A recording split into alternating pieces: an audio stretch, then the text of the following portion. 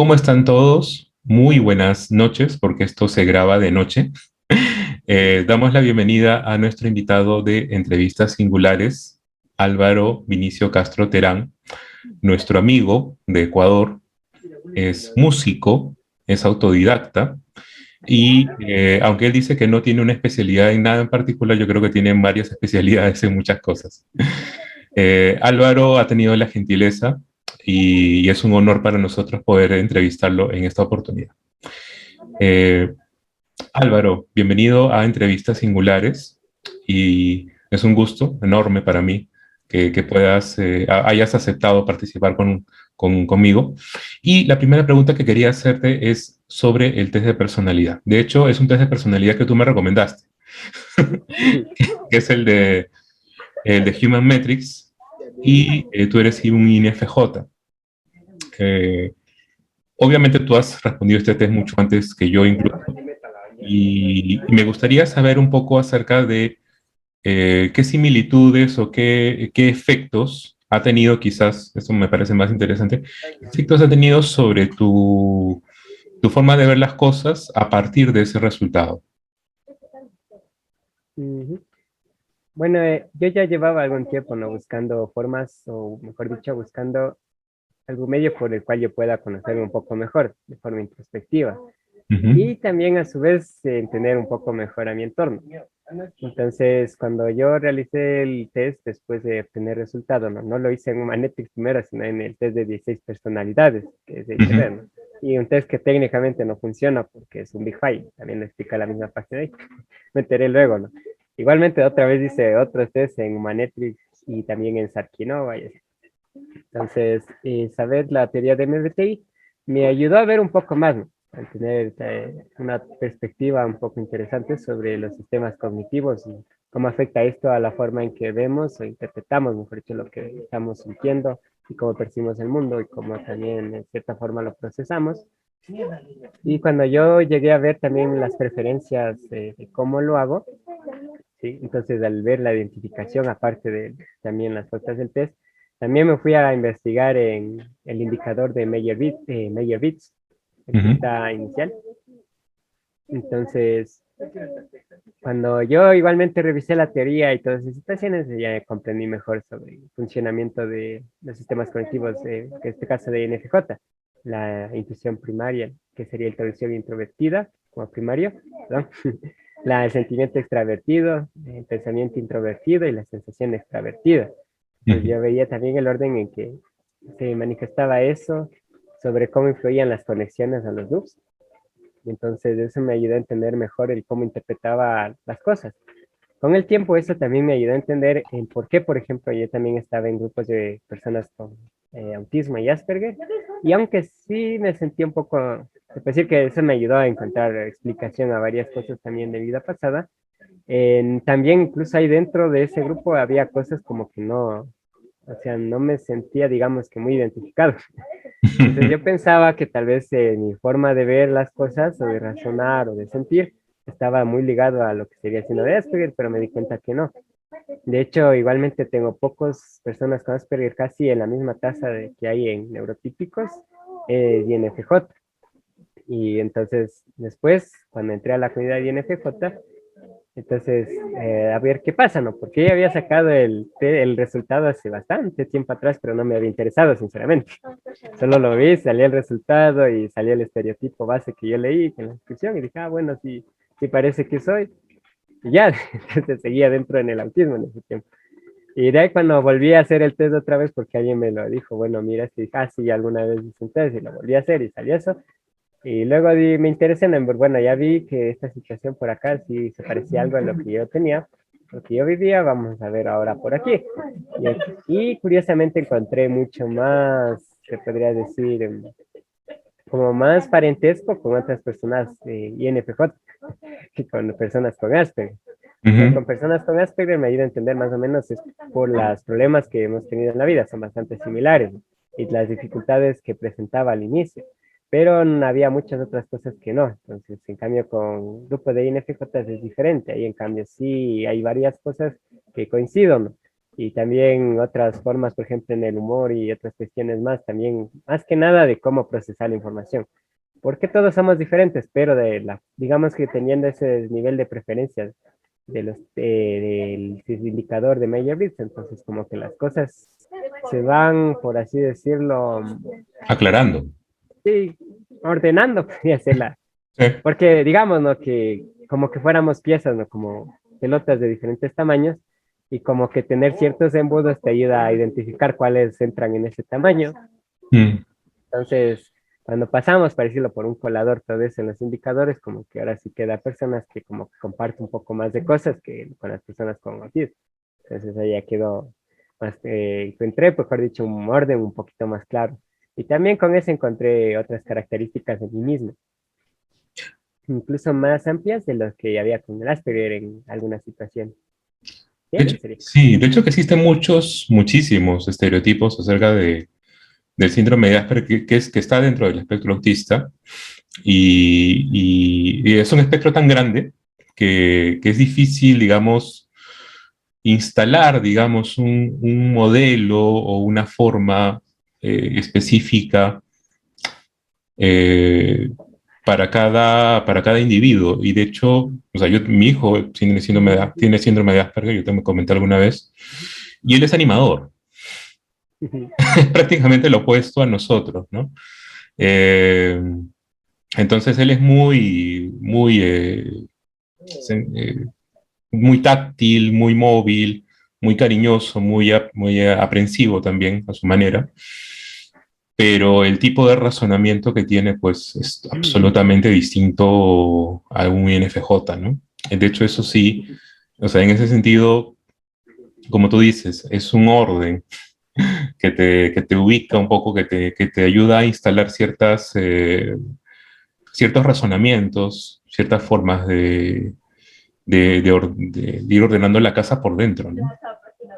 Entonces, claro, uno ve a una persona, un neurotípico, ¿no? Ve a una persona autista y piensa que ya las conoce todas, pero en realidad son una diversidad bastante amplia. Y luego tienes que ver otra variable que creo que es más precisa todavía. Creo que es 1 de cada 8 tiende al autismo y en el caso de los INFJ es 1%, según lo declarado dentro de la población mundial. Entonces, eres una minoría dentro de una minoría. La minoría al cuadrado, no, sería, ¿cómo sería? Sí. El potencial de minoría. Al cuadrado de una letra. Y incluso cuando le comenté a mi esposa de las conversaciones que teníamos en el grupo y todo esto, en el grupo que tú diriges de INFJs, ella me dice, ¿de verdad puede ser INFJ y tener síndrome de Asperger? ¿Cómo es eso? ¿Cómo funciona, no? Porque ella tiene un poco la idea, ella sí es CTJ encima, o sea, lo que ve delante de ella es Es un más, poco más clasificatorio, exactamente. en Entonces función de es lo que está observando. exactamente, entonces nuestro hijo es como el modelo, por así decirlo, ¿no? Sí, modelos de observación, de Así cuál es. clasifican las cosas. Sí. Pero sí es posible. De hecho, en el grupo de Universo NFJ, creo que ya estamos 6 o 10 más o menos, cuando tenemos síndrome de Asperger. Y actualmente está el grupo de unos 2.200, 2.300. Mm, Igual sí estamos siendo, seríamos más o menos que incluso entre NFJ estaríamos siendo más o menos, creo que el 5% exagerando. cinco De por nuestra ciento población. Sí, Sí. 5 de 1000, sí. Sí, más o menos 2 de 1000, 1%, sí, unos 5%, 1000% tal vez. Mm, Entonces tenemos síndrome de Asperger.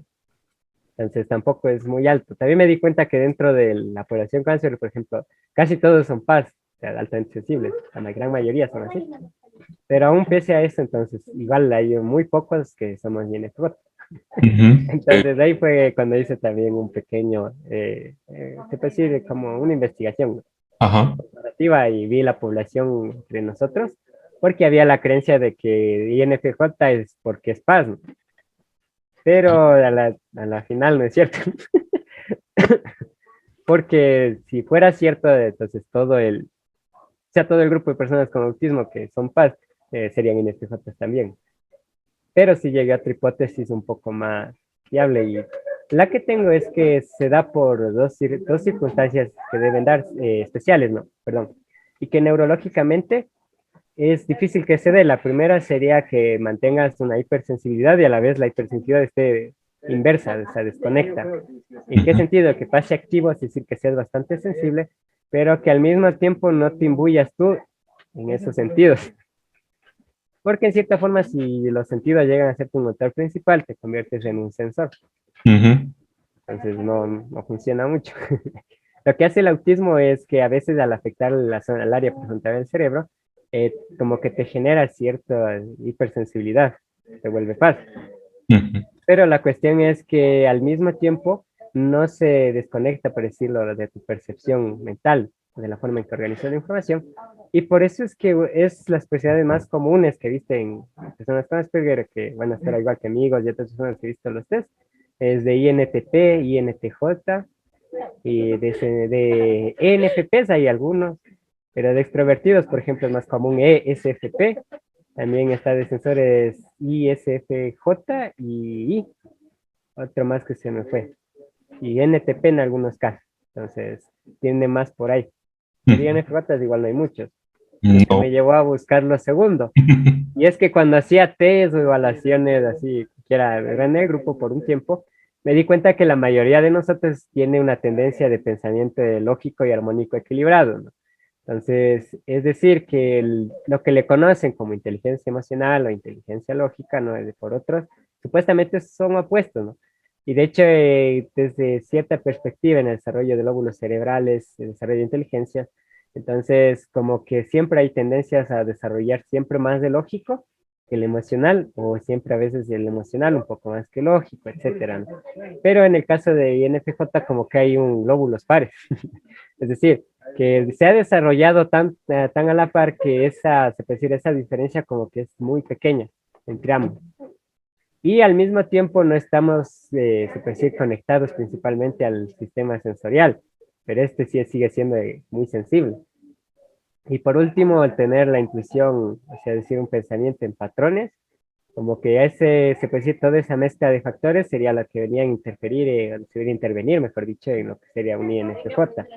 Es decir, que el secreto del truco de la receta del pastel está en que pensamos a la par en todas las áreas de inteligencia y a la vez, corpóreamente hablando, es como que no tenemos mucho control, pero a la vez tenemos demasiado registro de sentidos. Entonces, como que uno se siente como que el cuerpo como María, como que fuera un muñeco o algo así. O sea, no hay mucha conexión ni agilidad en eso inicialmente, aunque paradójicamente siempre está ahí, siempre está funcionando en lo que vemos, oímos y capta nuestra atención en cosas interesantes. Entonces, no hay un control de su manejo y a la vez es muy fuerte. Esa es la característica especial. Por eso es que he visto que el gran porcentaje de NJ sí es paz por esa razón. Ujú, Entonces, es el primer ingrediente, pero el ingrediente para mi perspectiva sería como se diría, el fundamental, el que influye más en que todas las demás cosas, es que haya esa nivelación en el desarrollo neurológico donde las capacidades se desarrollan a la par. Algo que ocurre muy poco, porque en teoría cuando los lóbulos cerebrales, incluso las áreas, como llega a una igualación, existe un desfase, como que te desconecta. Entonces, eso sucede por ratos, ¿no? Por eso es que no se igualan. Y ahí siempre suele haber uno más fuerte que otro. Es como, digamos que ser INFJ sería más o menos como nacer ambidiestro, pero en sentido neurológico. Es decir, hay poca gente, hay unos que nacen zurdos y otros que nacen diestros. sí, Luego sí, están los que nacen ambidiestros. Entonces, en ambidiestros. nuestro sentido, yo diría que en aspecto de habilidad o cognitivamente hablando, somos nosotros los que nacieron ambidiestros. Y por eso es que no hay muchos. Pero es que es una situación neurológica muy difícil, como el ambidiestro, que es nato, igualmente sigue siendo, creo que igual, casi una percepción, creo que igual o incluso menor que alguien INFJ del 1%. Eso es. De hecho que, o sea, creo que eso mucha gente lo observa, por ejemplo, en la capacidad de un INFJ para, por ejemplo, mimetizarse, ¿no? De Ujú, repente tú no te mimetizas por beneficio propio, pero ujú, cuando tienes una causa en tu cabeza, algo que realmente te llama, te mimetizas porque tienes un objetivo. Y es un objetivo ujú, social, eh, es un objetivo cultural, es un objetivo filantrópico quizás, y no sabes cómo, pero ya te subiste al coche y ya estás avanzando y estás haciendo, y mi esposa me ha dicho, tú eres un hipócrita, porque hablas con la gente, o sea, tú dices que eres callado, y la mayor parte del tiempo sí, pero luego te vas y hablas con ellos y estás así, ¿no? Histriónico, te mueves, ¿no? No te caes, no te tropiezas. Eso es algo que también me suele pasar, ¿no? O sea, Sí, siempre, yo recuerdo que tú me recomendaste practicar me parece que es la sensorialidad extrovertida, si no me equivoco, el C, ¿no? sí. Con ciertos tipos de deportes, ¿no? Como el esgrima, ¿no? Ujú. Justo ahora, hace poquito, armé un escritorio. Ya no tengo mi escritorio rojo, ahora es uno negro, muy bonito, por cierto. Y armé este famoso aro de luz. Con esto ya estoy trabajando me doy ciertos permisos para poder trabajar esto. Porque efectivamente, ¿no? Ese equilibrio normalmente, y esto lo digo un poco para la gente quizás del grupo INFJ que nos vaya a ver, Ujú. siempre estamos como buscando, ¿no? En constante búsqueda de ese equilibrio, de que parece que lo vamos alcanzando, pero luego hay otra cosa que nos quita el balance. A veces tiene que ver con la sensorialidad, con el ruido o con las necesidades de relacionarse con personas y que representan un mayor esfuerzo no solamente por la ejecución del acto, sino también por los procesos previos al acto mismo, ¿no? Es decir, la preparación. Y aquí yo, o sea, yo tengo una interrogante que me hago, no por el grupo INFJ en sí, sino porque la mayoría de los 2000 más o menos que se han integrado, suelen decir, la mayoría, que están muy contentos y hay armonía. Y que casi no hay peleas, y si hay alguna discusión, casi son arañazos así chiquititos, ¿no? Con aclaración y todo. Y eso es algo muy singular dentro de las redes sociales, porque las redes sociales normalmente son campos de batalla. ¿Cuáles crees que son las razones por las cuales has logrado tú, John y otros compañeros establecer ese equilibrio, esa armonía dentro de una colectividad, que no es pequeña, por cierto, 2000 no es un número pequeño? Bueno, hay aplicados, digamos que tengo ciertos principios, ¿no? Cosas que como trato las situaciones, que igual he aprendido por distintas razones, ¿no? Creencias personales que he aprendido, practicado. Y entre ellas sí hay digamos, ¿no? Digamos, ciertas formas, ¿no? De hacer, de ver, de tratar las cosas.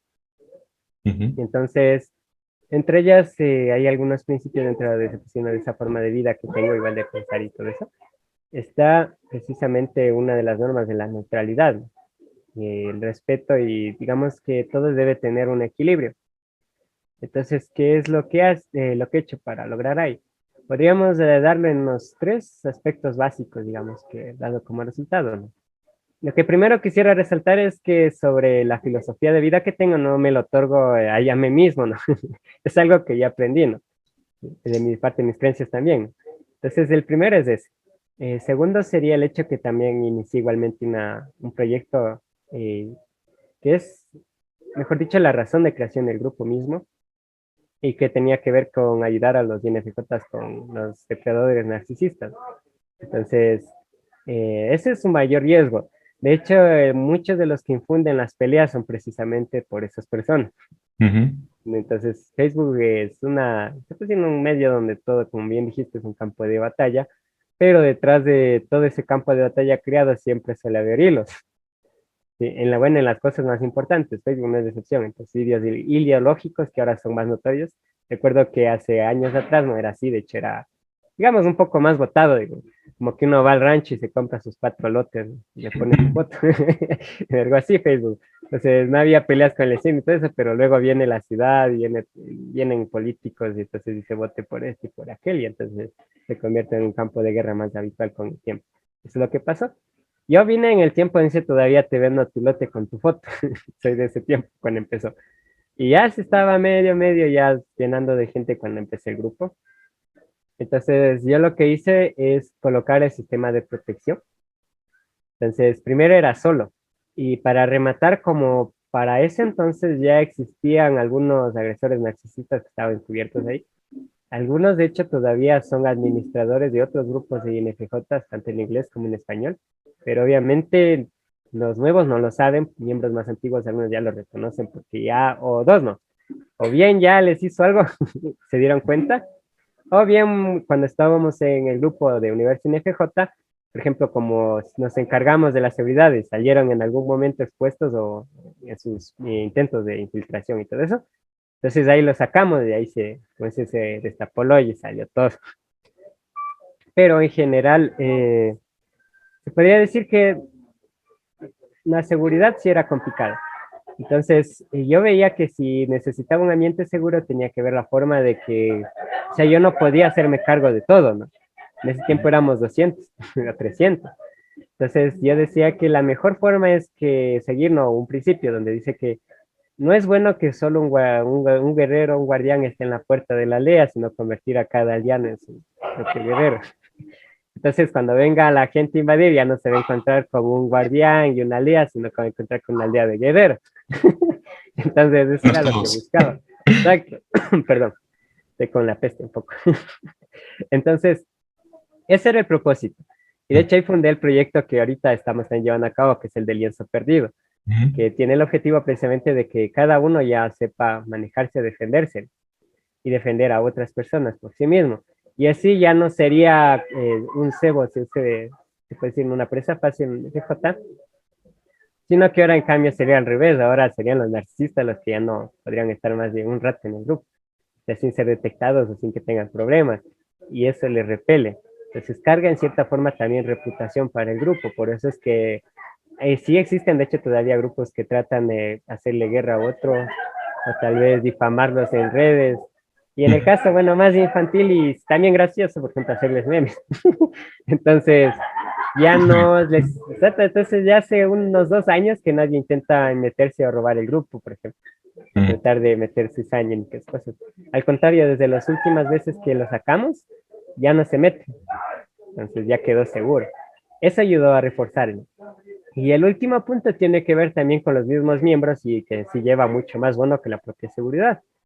Y es que, por ejemplo, tenemos un filtro, las preguntas de ingreso, donde observamos una pregunta sobre una decisión sobre un juicio, ¿no?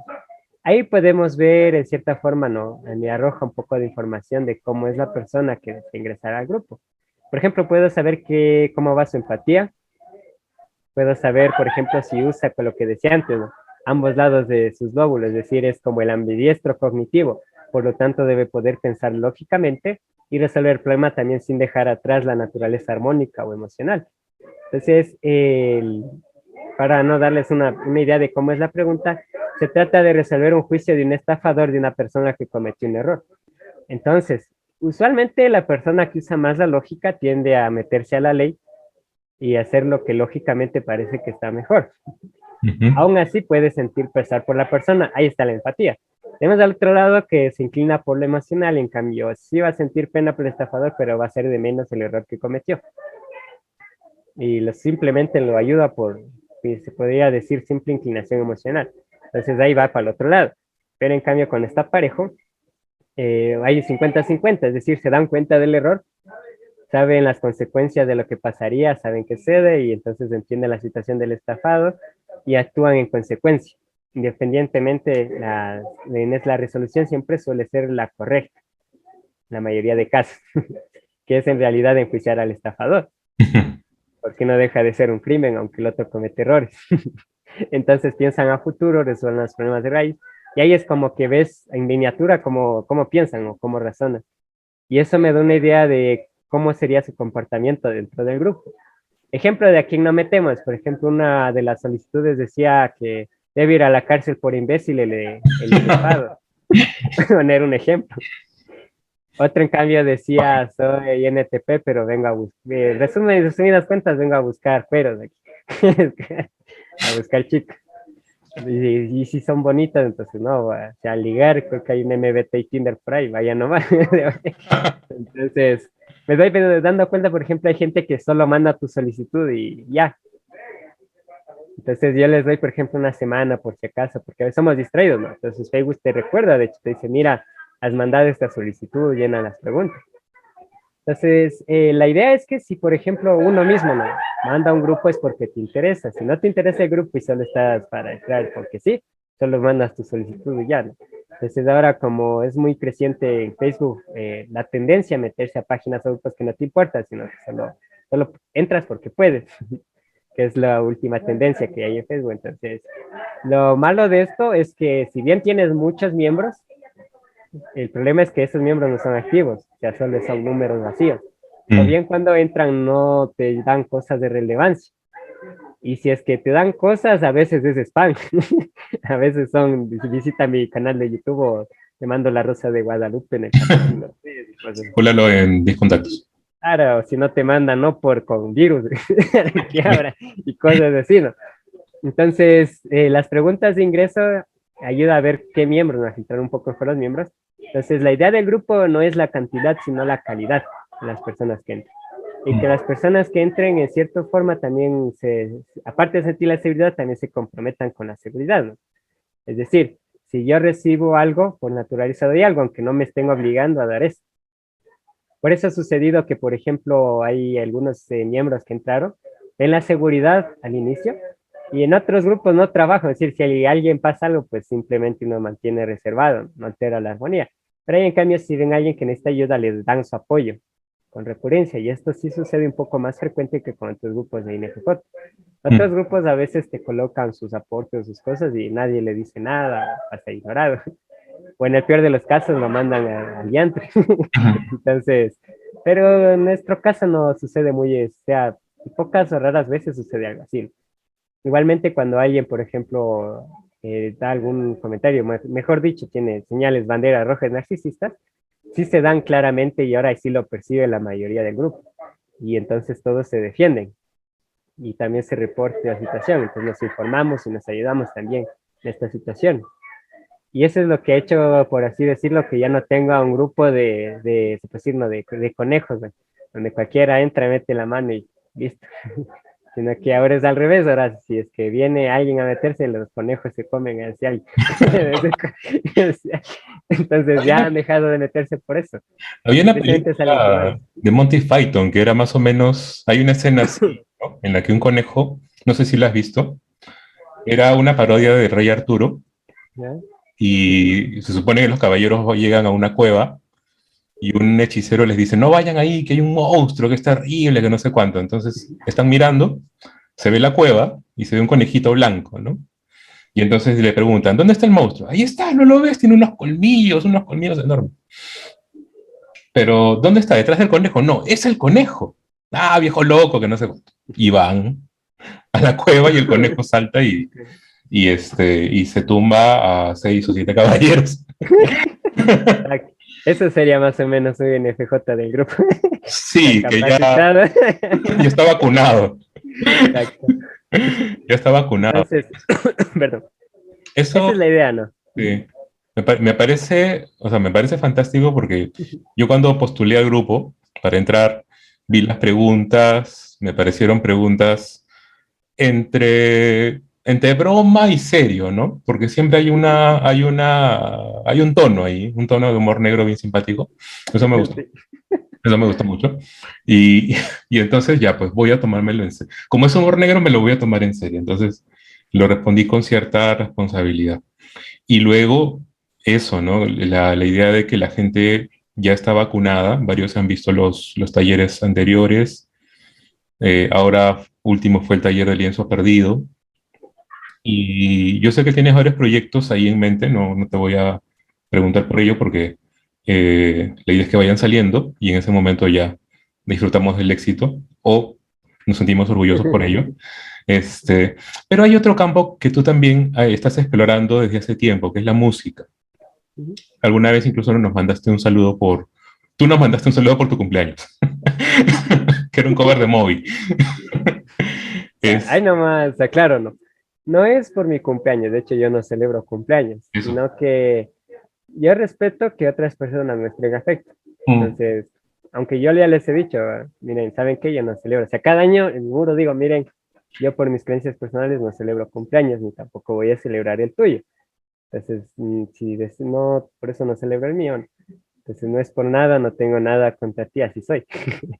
Pero a veces no vienen nuevos contactos y entonces se les olvida y me mandan visitaciones así.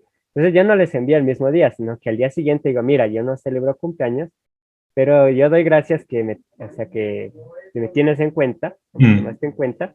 Sí, entonces su sentimiento de amistad o de aprecio es lo que yo correspondo, no, no porque sea mi cumpleaños. Entonces yo haciendo ese hincapié digo, mira, en agradecimiento por tu interés, porque a mí, entonces yo también te doy una muestra de mi interés, ¿no? Correspondiente.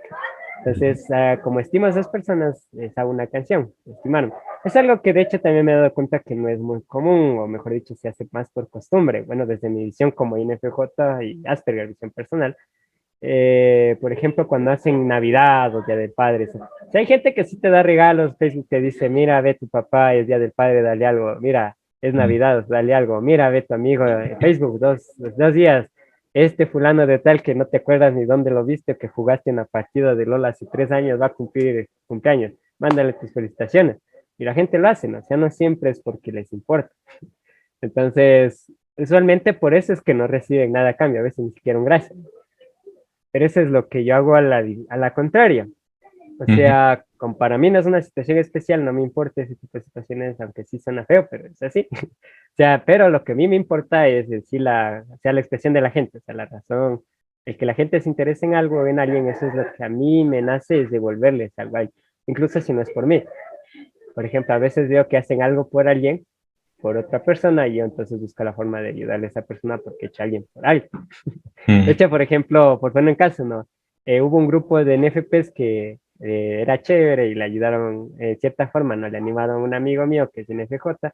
Entonces ellos tuvieron un problema con algunos infiltrados. Yo fui al grupo de ellos a apoyarles. Y si me preguntaron por qué, bueno, porque trataron bien a mi amigo y el que trata bien a mi amigo es como una deuda como que la tuviera conmigo. Entonces, por esta situación yo estoy aquí. Esa es, me se puede decir, mi forma de ser en ese sentido. Así que no es por mi cumpleaños, si te llegó el video es porque me mostraste aprecio y a mí me nace darte aprecio también. Y no necesitas decir un día especial para darte, simplemente si tú lo hiciste espontáneamente, pues yo también te lo hago espontáneamente. Eso. Parece buenísimo. Te iba a preguntar por la música, pero buena la aclaración porque ya me acordé que yo te dije feliz vuelta al sol, ¿no? Tenemos esa convención ahí atorada en nuestra cabeza y mientras más convivimos en el mundo, más se nos va pegando, ¿no? Pero es cierto, o sea, esa aclaración habla de una reciprocidad que es más libre porque no necesitas exactamente un día para celebrar esto, lo otro, la festividad, la acción, ¿no? De hecho, el mismo asunto de esperar una fecha para celebrar o para decir cosas o para entregar un regalo le quita la naturalidad al asunto, ¿no? O sea, se vuelve artificial. Y yo creo que es una muy buena alternativa declararlo, porque, o sea, lo declaras y de alguna manera también la gente poco a poco se va enterando. Probablemente vas a tener que aclarármelo un par de veces más, pero, pero lo tengo presente. Este, bueno, es la experiencia y la vejez de mi parte. Eh, la música. ¿Qué es la música para ti? Digamos, una compañera, es una amiga, es un complemento, ¿qué es la música? Porque la has puesto entre una lista bien corta de cosas. Me parece que hay algo por ahí importante. Sí, bueno, es más allá de pues sí, de la definición. De hecho, Mm, tengo una definición que les enseño a los estudiantes de música. Me impartía clase igual. De hecho, bueno, siendo de spoiler, ¿no? También voy a hacer un curso igual de música en Universidad FJ, para gratuita. Entonces, excelente. enseñar la idea es esta, ¿no? Que la música se comporte, primero que nada es arte, es decir, es una expresión. Es tu forma de expresión como fuera un idioma, como tú te transmites, ¿no? La diferencia es que la pintura lo hace a través de imágenes, la escultura lo hace de una escultura. Por ejemplo, hay un cuadro que te lo ves y tú dices, ah, estoy pensando en esto, te hace pensar en esto, te pone triste, te pone feliz, te da miedo. Igual una escultura. Entonces, la música es eso, solo que en vez de usar imágenes, usar un cuadro, usar una película, usa un sonido. Entonces, no deja de ser otra cosa que tu forma de lenguaje. Tú expresas, cuando escuchas la música, va a ser alguien que exprese sus sentimientos. Por ejemplo, hacerte sentir tal vez triste, hacerte sentir feliz, hacerte bailar, o de pronto hacer que tengas miedo, miedo de infarto, ¿no? Hacerte recordar cosas. Entonces, esa es la idea de la música para mí. Entonces, la música para mí es como parte de mi idioma. Entonces es un idioma especial para mí porque hay cosas que yo no me resultan complicadas, por ejemplo, decir hablando, ¿no? Aunque sí puedo escribir, de hecho, desde hace un buen tiempo, igual forma autodidacta, también aprendí a escribir poesía y otras cositas de literatura. No es lo mismo, o sea, puedo usar las palabras, usando el poder de la palabra, de los juegos de palabras, puede ser el mismo idioma sirve para eso, presta, ¿no? Pero no es lo mismo que usar la música, porque incluso la música es tan abierta que se puede decir, mezclarse con el resto de arte. Tú ves música hasta en los videojuegos, ves música leyendo un poema y se siente diferente. Mm, Entonces la música es universal en ese sentido. Ahora con música me gusta en ese sentido porque conforme he ido aprendiendo a tocar el instrumento, a cantar y otras más cosas más, ¿no? A escuchar más, neurológicamente también nos modificamos. Entonces los músicos, ahora no, a través de estudios de EEG, sí, de electroencefalograma, por ejemplo, sabemos que vinculamos... Bueno, ay, gracias. Es que estoy con mis primitas. Perdón, para que gracias. Entonces, resulta que como tengo todo ese idioma, yo, por ejemplo, en el encefalograma ven que un músico, cuando quiere, toca.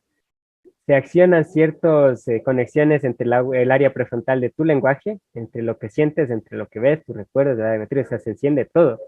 De hecho, cuando hacen cirugías, perdón, de encéfalo, cirugías de encéfalo, cirugías de cerebro, si es que el paciente puede tocar un instrumento, el doctor puede decirle que lo hagan.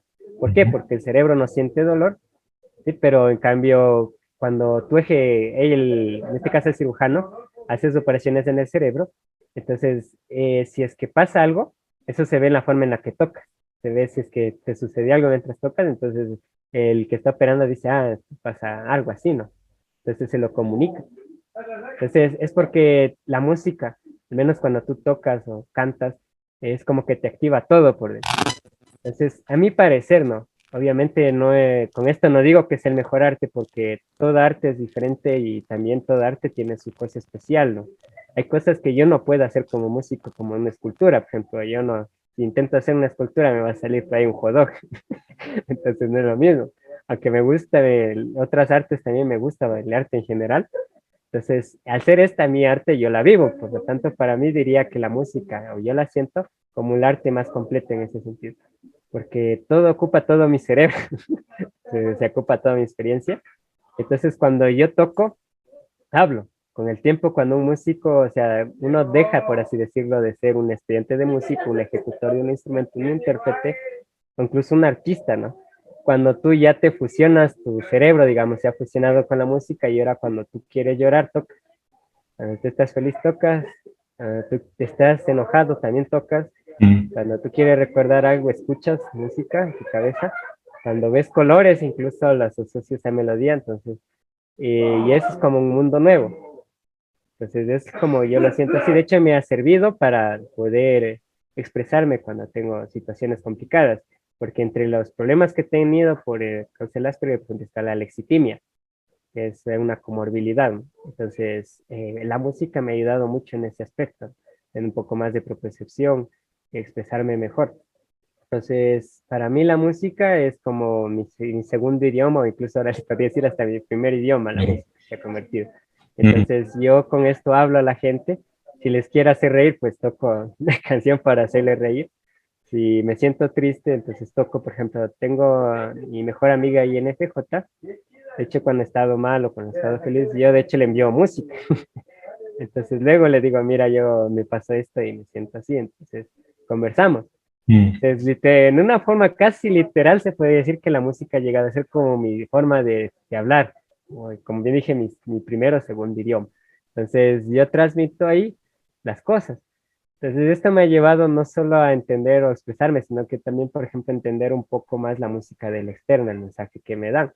Y ahí también cambia un poco mi criterio. O sea, escucho casi música de todo, pero no todo lo que escucho, por ejemplo, me agrada o le tengo mucho sentido. Entonces, ahí sí es otro mundo, diría, para mí más extensivo. De hecho, que dicen, bueno, varios músicos señalan que bueno, dicen más o menos lo que tú has afirmado, ¿no? Que la música es el primer idioma, primero. Segundo, que nosotros ya estamos escuchando música electrónica en el vientre de la madre, ¿no? Porque los latidos van bien al ritmo de la música electrónica en cuatro tiempos. Y que, bueno, la música tiene la ventaja de no necesitar o no requerir de una codificación para ser apreciada, ¿no? Tú le pones un disco, una canción expresada, y le pones un poema, y la gente se va por la canción expresada, cantada, tocada, porque entra mucho más directamente que el poema. Alguna vez un profe de apreciación musical en la universidad me dijo, ya, tú escribes poesía, bacán, porque le regalé mi primer libro. Y muy narcisista, por cierto, él me dijo, pero la música es un mejor arte. Es un mejor arte, No. sí. Y no contento con eso, yo le dije que no consideraba que ningún arte era mejor que otra, pero no contento con eso, invitó luego a un músico importante de nuestro país, que radica en Chile para variar. Los peruanos que hacen cosas interesantes se tienen que ir afuera para tener éxito. Este músico se fue a Chile, hizo bastante carrera, ya era un hombre con una trayectoria importante, y le hizo la misma pregunta. Le hizo la misma pregunta, le preguntó, ¿usted considera que la música es mejor arte que la poesía? Y él dijo, no, tampoco, yo no puedo comparar a Beethoven con Vallejo o con Pablo Neruda, ¿no? O con algún equivalente, ¿no? Porque efectivamente nosotros encontramos quizás una pequeña gran ventaja en la música por la forma en que llega a la sensibilidad humana, pero cada persona va a tener una orientación, ¿no? Así como una escultura te puede salir como una salchicha, ¿no? Yo antes dibujaba bien, ahora dibujo terrible. O sea, mis dibujos son palotes de un niño de 4 años. Este, pero vamos encontrando poco a poco. Yo creo que eso es importante en cualquier ser humano, encontrar un tipo de expresión que le resulte propia, ¿no? Más allá de que vaya a ser una persona exitosa o no. Y me alegra que tú ya lo tengas bien claro, ¿no? Tienes la música, tienes interés en la psicología, de hecho, eh, lo que tú sabes de psicología o psicoanálisis, porque Jan es psicoanalista, ¿no? Eh, hace palidecer a mucha gente que conozco. Ah, te veo como un gurú en ese campo, y eso es bueno, eso es una buena señal. Mi talentómetro se mueve bastante. Y hay un campo más que mencionas aquí que tiene que ver con la historia. Ya, ahí quizás esto ameritaría una explicación un poco más amplia. O sea, ¿qué temas de historia te interesan o qué es lo que te interesa de la historia propiamente? Ya va. Una cosa nomás, por ejemplo, yo diría que de entre las corrientes de la psicología, el psicoanálisis es el que menos me agrada. Ah, sí. De hecho, o sea, Jung, por ejemplo, me agradan las teorías que dan, que algunas de él, por ejemplo, están refutadas, otras han mejorado, se han transformado, otras se han convertido, pero de ahí de Prius, no. O sea, he leído la historia, como yo decía, como que me he tenido que tragar medio libro un libro entero tuve como de psicopatología de la vida cotidiana del sensual fruit. pero no, o sea, sí le haya sentido, pero no como lo esperaba. Mm, Entonces, es un tema así un poco extenso de explicarlo. Entonces, no sé mucho psicoanálisis, de hecho, no una corriente exacta, sino que se puede decir, mi forma de observación personal para obtener conocimiento es, si las ideas que me proponen son viables, se pueden demostrar parcialmente, o incluso si es viable, sentido, tiene lógica. Yo lo puedo comprobar, entonces venga, no importa de quién sea, no importa si es de la derecha, de la izquierda, de psicoanálisis, de humanista, de lo que sea, que venga, mm, ¿no? Pero yo sí tiendo, ¿no?, a categorizar un poco en más o menos de este modo, ¿no? Si lo que me propone una persona en pasado un 60% no tiene sentido, o lo he intentado llevar a la práctica o explicarlo y no le encuentro forma de hacerlo, o no ha habido un método para hacerlo y hay incongruencia, entonces ahí queda para mí. Tomo ese 40 y trato de, como que dice, limpiar un poquito y lo saco y ya está. Hay lugares, libros, incluso música, donde es un 80% que, o sea, no, es como yo me digo, no, tuve que tragarme esta madre, o sea, porque sí, no, ya está, por ejemplo, entre esas cosas está la obra de Marx, o Hegel, que es una vaina, entonces, pero yo tengo que leerme eso, ¿por qué tengo que leerme esa madre? Porque si es que yo quiero hablar de, por ejemplo, mm, comunismo, ¿no? mm, Entonces, del sistema comunista, ¿no? Porque, bueno, ya cuando tome el tema de historia ya explico por qué estoy diciendo, por ejemplo, cuando yo tomo estructuralmente temas como comunismo y estas cuestiones, entonces yo no puedo hablar de lo que yo no he leído. Yo, por ejemplo, no puedo decir que la postura de Marx Engels sobre, digamos, ¿no?, que existía cierta cosa o cierta sociedad antes que era primitiva y todo por el roce y el futuro va a ser la sociedad así por tales cosas. Yo no puedo hablar de ello si yo no lo he leído. Entonces, y alguien me dice, sí, pero, o la gente dice, bueno, es que tú dices Tienes dos eso porque vacas. lo has leído. Sí. Exacto. Entonces yo puedo decirle, mira, yo me tiré este libro así, Sí. yo me lo comí, tuve que tragarme este insufrible libro, ya está. O sea, y para poder decir esto, no me gustó, no me agradó por tales situaciones, y yo le digo, mira, se probó en la URSS, o le doy ejemplos a la persona y le digo, mira, es por esto, por esto, por esto. O sea, me gusta dar razones de las cosas cuando yo las digo, y del mismo modo me gusta que si alguien encuentra algo real, no que yo he pasado por alto, me lo diga, porque las rompecabezas, digamos, en la historia y en diferentes cuestiones, para mí el conocimiento es como ver rompecabezas de engranes, como armar un reloj. Algunos son muy complejos, ¿no? Entonces, si yo veo rodar una pieza y rueda mal, entonces yo busco una que se ruede bien, que muestre que encaja con el resto y que está ahí. Y si alguien la encuentra, pues bien, de hecho yo le felicito y hasta le regalo, ¿no? O sea, le puedo hasta dedicar música en su muro. De hecho, tengo en mi muro de promociones donde por puntos, digamos, si tú mostraste algo que yo pasé por alto, perdón, lo veo, yo hasta, aparte de las gracias, te regalo un libro, o sea, así, ¿no? Porque yo aprecio que se haga eso. Entonces yo cuando aprecio a alguien de hecho de verdad, yo le hago eso, o sea, le doy información. Mm, Entonces cuestiono, con mis amigos usualmente no es que nos criticamos, o yo tampoco soy partidario de la mente crítica, igual le voy a explicar más adelante por qué. Yo soy más partidario de lo que sería la observación científica y lo que sería la opinión científica. Es decir, que los dos dialogamos, vemos cómo funciona mi sistema, cómo funciona el tuyo, y entonces vemos cómo mejorar entre ambos, qué me falta a mí, qué te falta a ti. Y encontré esto, a ver qué te parece, aunque incluso si son ideas que ninguno de los dos compartimos o son muy distantes, ¿no?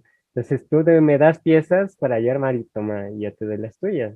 Entonces los dos estamos felices porque los dos armamos nuestras propias, pues sí, nuestras ideas, armamos lo que observamos. Entonces nos brindamos recursos mutuamente. Entonces por eso es que yo prefiero leerle a fondo. O sea, si me dan algo, intento leerle lo más que pueda y a veces, aunque sí rayen lo ridículo, algunas cosas que he leído, si bien o tienen falacias lógicas bien monstruosas, mm, igual tengo que seguirlo leyendo. Entonces, sí ha habido casos como en las horas de frío donde digo, chuta, si sigo leyendo esto me voy a cocer el cerebro. Así sigo leyendo, por ejemplo, algunas obras de Marx, entonces me va a cocer el cerebro, ¿no? Y no es nada, o sea, sí llega un punto donde digo, ya, esto lo voy a leer solo si es que alguien me manda a leer, ya. Entonces, aunque sí trato de aprender lo suficiente hasta para tener el sistema global, ¿no? Entonces, no hablar de lo que no sé. Entonces, cuando tengo ideas así, las aclaro, les digo, mira, yo esto es lo que sé, por eso es que no sé si te has dado cuenta, pero yo cuando comento, suelo decir, hasta donde yo sé, hasta donde yo conozco, hasta donde he investigado, hasta donde yo he observado, hasta Ujú, donde yo pienso, etcétera, es porque es así. Yo considero que realmente conozco muy poco, aunque sí hay gente que dice que sé bastante, yo sí digo que sé muy poco. Entonces, o considero que realmente me faltan muchas cosas por saber, entonces siempre me limito a decir yo sé hasta esto, ¿no? Y si es que alguien sabe algo más, si alguien puede corregirme y tiene alguna base para hacerlo, pues bienvenido. Entonces, corrijamos, hablemos. Esa es mi forma de, se puede decir, de ser y razonar en ese sentido, ¿no?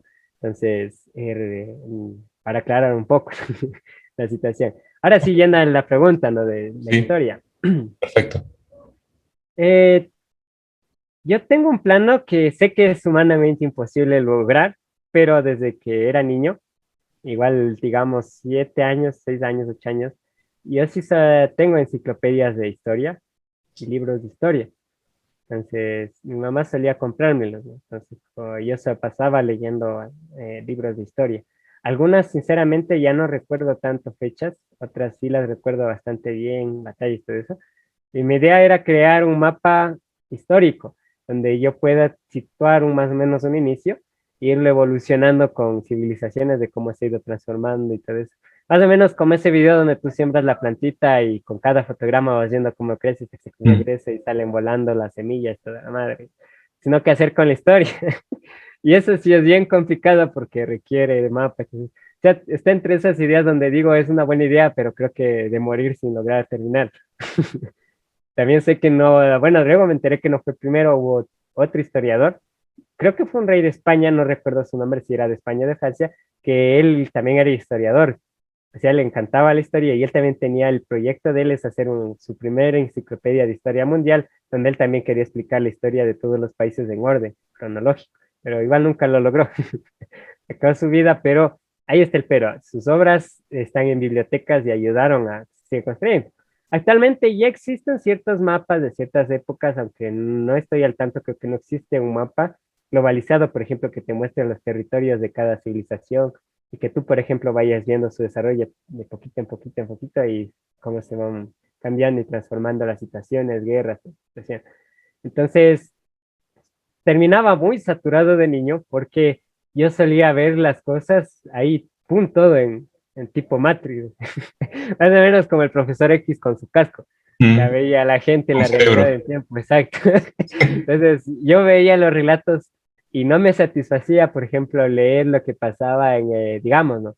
En el Imperio Acadio, mientras invadía, yo quería saber qué pasaba en China, qué pasaba en América. Bueno, en América no había nada en ese tiempo. Por lo menos desde el punto de vista Un dolor occidental. de cabeza menos. Pero, por ejemplo, en China pasaba esto y al mismo tiempo pasaba el India. O sea, yo tenía la tendencia a pensar así, o sea, un poco más en global. Entonces, pues eso me llevó a recabar en bastantes temas. Mm, Y ahí va otro problema, que como yo tenía muy poca inteligencia emocional por el mismo asunto del Asperger, y en ese tiempo ni siquiera sabía que lo tenía, igual a veces leía cosas y las reproducía demasiado crudo. Recuerdo que uno de los temas que había leído era sobre la guerra, parece que es otoños y primavera, no, periodo otoños y primaveras, o más conocida como el periodo de los reinos combatientes de China, que era donde todo era una guerra, donde todo el mundo se peleaba entre feudos, sacaban la madre. ujú, Pero, por ejemplo, yo al leer sobre los casas, veía las cosas, los gráficos, y yo reviví en mi mente las guerras, o sea, los niños con la gente que moría y todas esas situaciones. Como que venía un montón de historias compactas y así, ¿no? Y a veces terminaba con un mal rollo que me duraba días, a veces hasta llegaba a llorar o así. Así, entonces, o sea, me pasaba de rollos, de lanza con la imaginación. Mal viajaba muy a menudo. Total que la historia me interesaba era por la gente. O sea, me llegó a interesar más que como un fenómeno de cómo sucedieron y explicar que fue mi interés por lo que yo leía, saber cómo o por qué es que yo estoy en una ciudad que usa paredes de bloque en este mismo momento, en esta situación y con mis padres, quién estaba antes de mí. Desde niño, igual en la adolescencia, por ejemplo, a veces pasaba por una calle, un campo y me venía a mi cabeza, ¿no? Tal vez yo estoy pasando sobre la tumba de alguien que murió así ciertas formas, en cierta, tal vez con cierta historia, y entonces me decía mis rollos en mi cabeza, ¿no? Igual entraba a casas y cuando entraba a una casa a veces veía cuadros y cosas así, casas antiguas.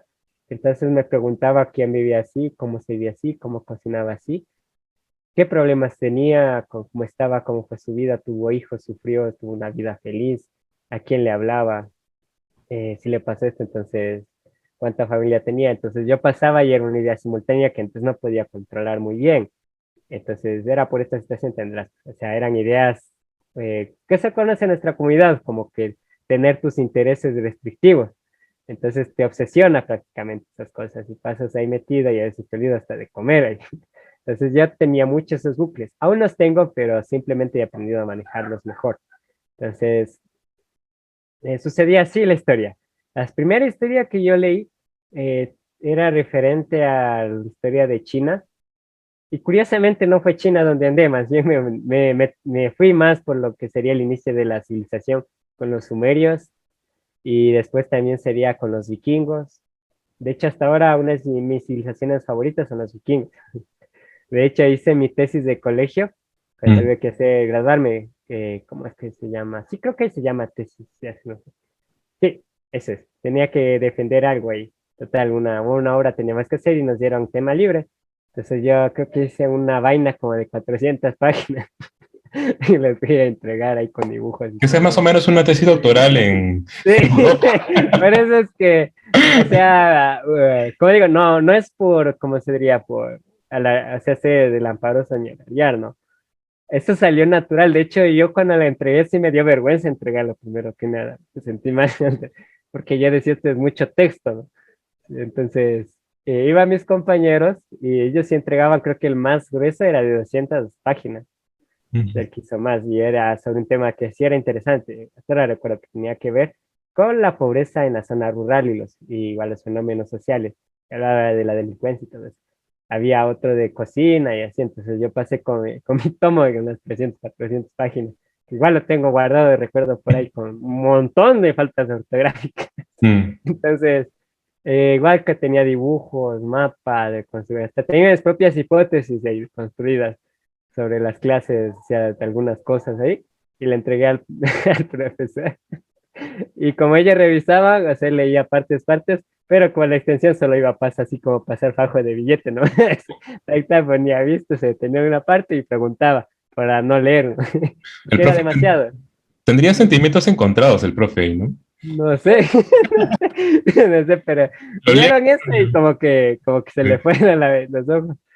Y ya, pues yo daba la exposición y había un cartelito explicando sobre la migración, sobre las sagas nórdicas, que eran las islandesas, suecas, y sobre la saga finlandesa, sobre las etnias, sobre los últimos vikingos, sobre la batalla de Hastings, sobre la fundación de Rusia y en fin, sobre un montón de cosas. Incluso estaba sobre la batalla de los vikingos en Al-Andalus, o Mm. sea que fueron los pocos que lograron, o sea, de las pocas veces que los vikingos perdieron contra una civilización, estaban los árabes de España.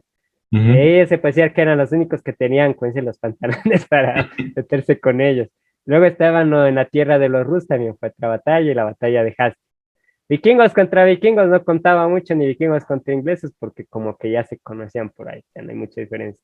Entonces, pero con los otros de Europa sí había bastantes cuestiones.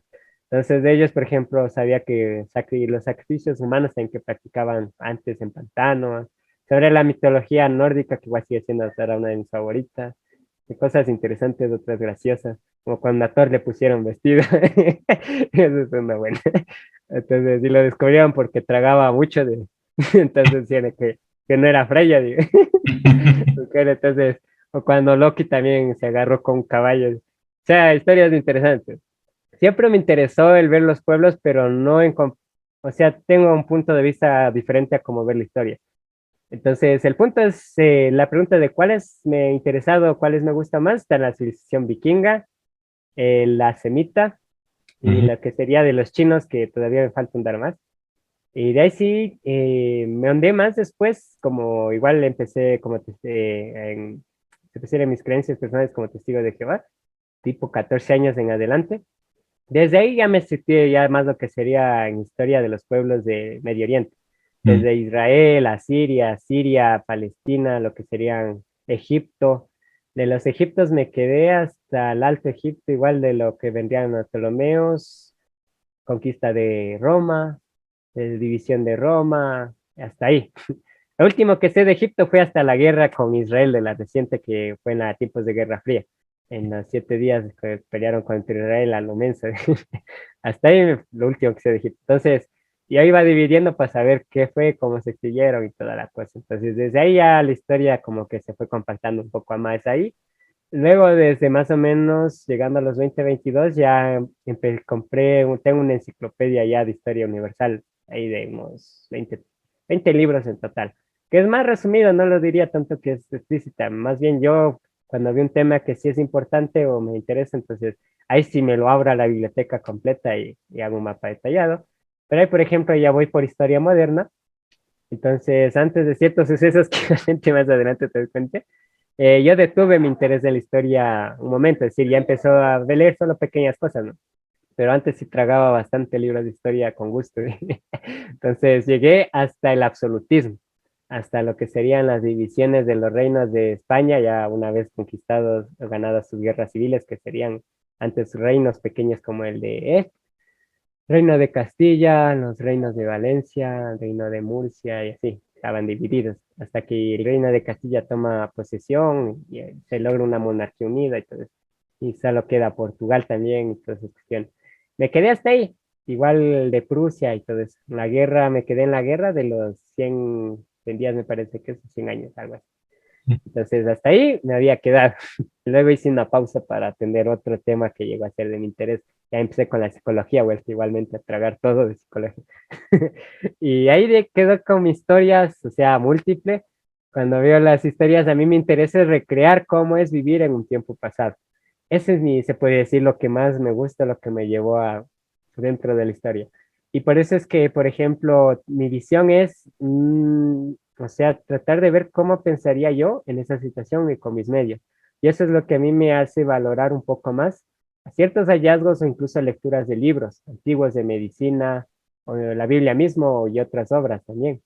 Entonces, actualmente mucha gente, incluso tristemente algunos historiadores y hasta gente que sí conoce sobre rollos, se les olvida y es que lo que yo veo, lo como yo veo las cosas ahora, no era así como yo veía las cosas hace tiempos atrás. Por ejemplo, ahora yo sé que la Tierra es redonda. Por lo tanto, saber que un marino sabía que desplazarse en mi barco y deducir que la Tierra es redonda, para mí no vale nada. O sea, Mm. pero en ese tiempo, si yo no tengo nada, o sea, para mí es un hallazgo, o sea, para mí me impresiona. Por ejemplo, hay gente, digamos, al leer un pasaje, no le entienden como el código de Hammurabi, donde decía, bueno, ¿y por qué, digamos, lo que estaba bien que si yo encuentro a alguien, de pronto se debe morir un asesino? Entonces, bueno, ahí había sus razones. Al ser, por ejemplo, una comunidad pequeña y velar la seguridad, tener asesinos y que sigan sueltos, sí era algo importante por los tipos de poblados, conseguía más problemas. Entonces, en su tiempo ciertas medidas eran importantes, así como ciertas leyes y ciertas diferencias. Por ejemplo, ahora hay un poco más de igualdad, digamos, en sentido laboral entre hombres y mujeres, algo que le ha permitido la tecnología. Por ejemplo, ahora una mujer y un hombre pueden conducir un tractor, y ambos pueden cobrar igual. Pero Ujú. esto no era así, digamos, en el tiempo de los semitas. ¿Por qué razón? Porque físicamente sí ya era más importante, ya jugaba un papel, digamos que 12 horas trabajadas por un hombre por su constructura física, sí llegaba a tener un poco más de rendimiento e incluso soportar más lesiones que una mujer trabajando las unas 12 horas. Y esto empezó a, aunque no parezca tener mucho impacto en las leyes y en otros fenómenos sociales de ese tiempo, que cuando la gente juzga ahora con las cosas de ahora, entonces pueden tildar ciertas leyes como de ilógicas, o de incluso decir que fue odio y otras cuestiones más, o cómo se resolvieron o se hicieron ciertas familias, o qué llevó a cierta civilización a tomar ciertas cuestiones, ¿no? Entonces, digamos que no viajan al pasado, no se ponen en los zapatos de esa persona, sino que evaluamos a la persona o evaluamos el pasado según lo que estamos viviendo ahora. Por ejemplo, yo tengo agua, abro las llaves y ya, pero vamos al tiempo en África. ¿Cómo vas a abrir tu llave? No hay llave. Tengo que sacar mi agua y tengo que ponerle mi techito, porque si no, Ujú. no tengo agua y necesitan mis animales y mi economía. Entonces, si yo te digo que en África hay, digamos, yo hago una ley en un pueblo donde yo te puedo cortar las manos por robarte el agua o por romper la cisterna de agua, yo te puedo condenar a prisión o a trabajos forzados o a vender a alguien como esclavo. ahí sí ya voy a entender por qué la ley, ¿no? O sea, por qué me pueden meter preso por romper una cisterna, o sea, con ganas, o por qué Ujú. puedo por robarme el agua, ¿no? Entonces, entender que, o sea, que lo que implicaba antes de que se descubra estos canales de potabilización de agua y todo, cómo tenían que hacerle para hallar agua, me ayuda a entender a mí por qué el de la ley, el por qué ciertas leyes podían tener sentido en su momento y haber servido en su momento, pero ahora son diferentes. Yo no le puedo decir a gente exagerada, gente racista o gente de este y el otro, no juzgarle. Es decir, yo no puedo juzgar a la gente cómo vivía antes si yo no me traslado al tiempo de cómo vivía antes. Entonces, ahí Sí. está la cuestión. Y eso es lo que a la gente se le olvida al interpretar textos, al hablar de civilizaciones.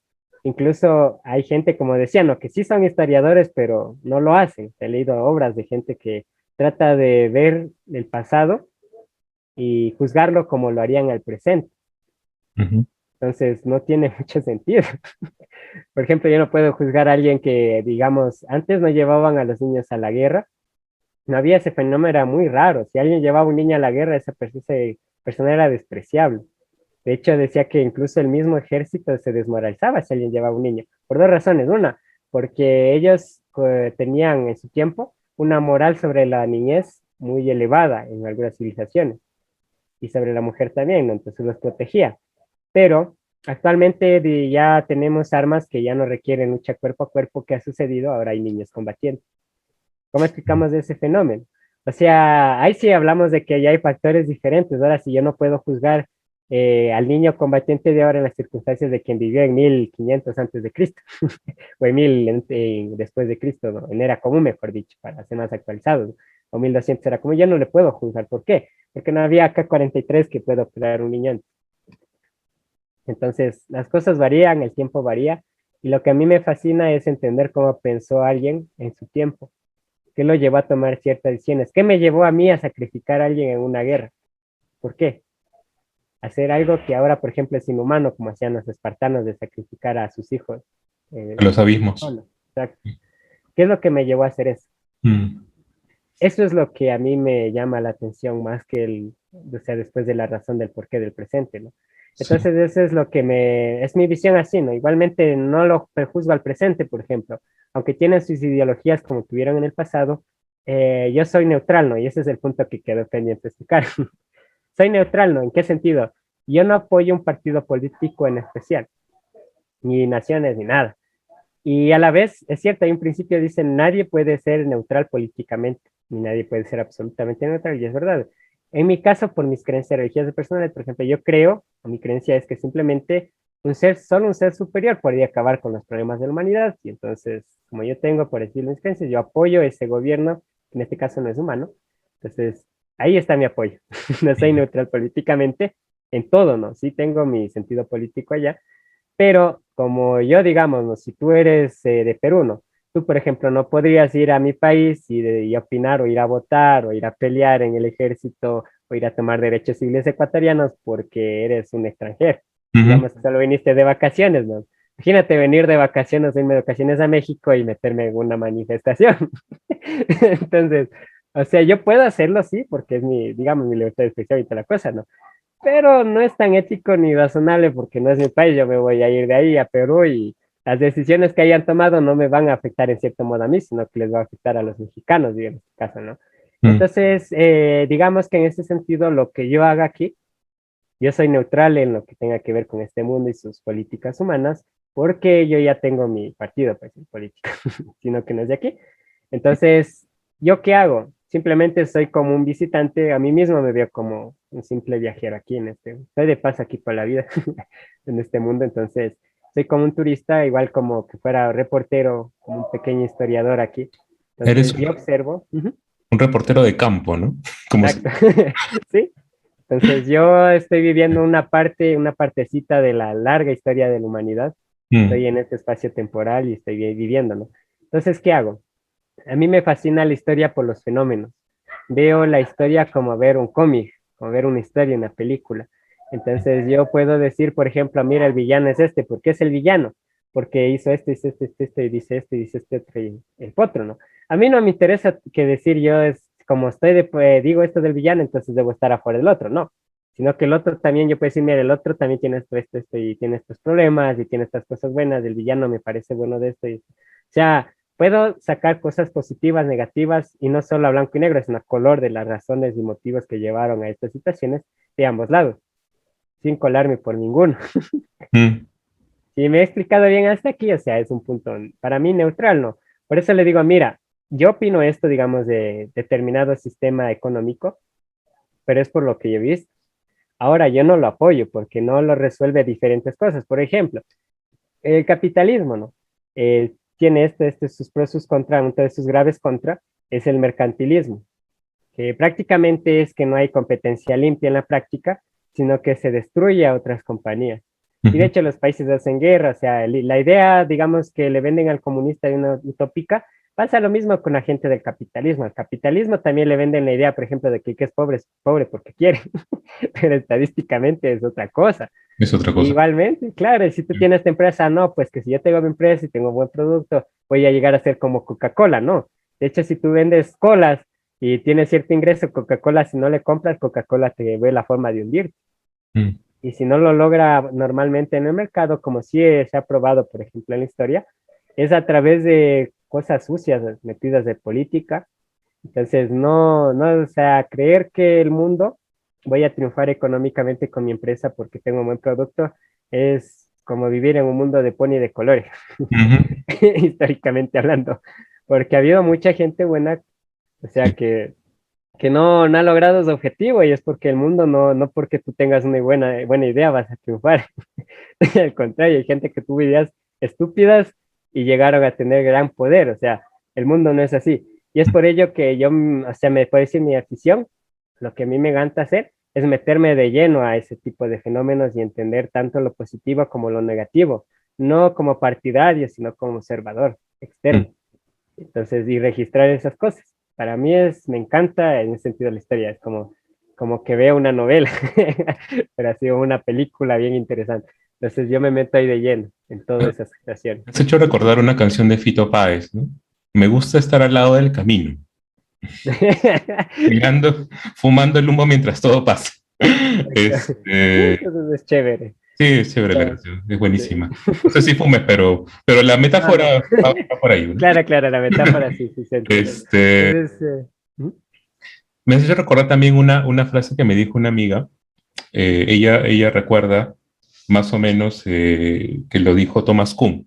A Thomas Kuhn le preguntaron, no estoy seguro si ese es el autor, pero le preguntaron, doctor Kuhn, este asunto de la ciencia va avanzando muy bien, que no sé cuánto, siempre se van descubriendo nuevas cosas. Y él dice, sí, en realidad se descubren cosas cuando la gente se muere, cuando los científicos viejos se mueren para darle el paso a a los jóvenes que van descubriendo las cosas, pero que no les dan el espacio para poder Ah, difundirlas. pues, sí. Y ese es realmente, justamente, esa es justamente la actitud científica que una persona debe tener, no solamente un científico en el sentido de que publica artículos, publica libros, sino también que lo lleva como un sistema de vida. O sea, de hecho, ese es el pensamiento científico, el Sí, hecho de poder preocuparse más por la verdad, preocuparse es un decir, ¿no? O en interesarse más por la verdad. claro. Claro, la verdad es una cosa Sí, multidimensional, sí, de hecho ¿no? también tengo una teoría sobre la verdad, o sea, pero Sí. un poco extensa. Adelante, aprovechemos. O Aprovechemos sea, que Zoom no nos está para votando. mí comparo la verdad como el ángulo áureo. Ujú, No hay un número que pueda calcular el ángulo áureo. Siempre se va a extender al infinito en radicales y es porque los seres humanos no tenemos una capacidad cognitiva para poder, digamos, expresar la verdad. Esa sería mi hipótesis, que de cierta forma incluso podría poner como teoría. ¿Por qué razón? Porque digamos que las cosas de nuestro entorno existen. El hecho de que no podamos calcularlas o explicarlas no les dejan o no les quitan su existencia. Es decir, su existencia no depende de que lo que yo vea o lo que yo deje de ver. Va a seguir existiendo esa verdad.